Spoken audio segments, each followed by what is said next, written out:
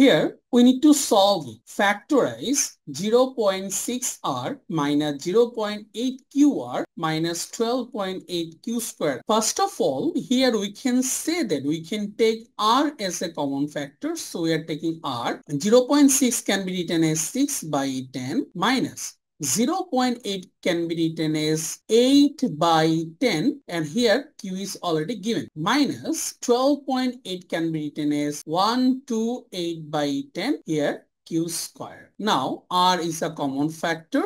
6 by 10 can be written as 3 by 5 minus 8q by 10 can be written as 4q divided by 5 minus, if we cancel 128 and 10 both by 2, we will get 64 by 5q square. Now if I take 1 by 5 as a common factor, it will be r by 5. Then the algebraic expression will be 3 minus 4q minus 64q square. So 3. And what about 64? 64 can be written as 2 32s are 64, 2 16s are 32, 2 8s are 16, 2 4s are 8, and 2 2s are 4. So 16 minus 12 will be 4. That is r by 5 into 3 minus 16q plus 12q minus 64q square. Here we can write r by 5 into, from 3 and 16q, 1 is the common factor. So we can write 3 minus 16q. If I take 4q as a common factor, then we can write 12 by 4 will be 3 minus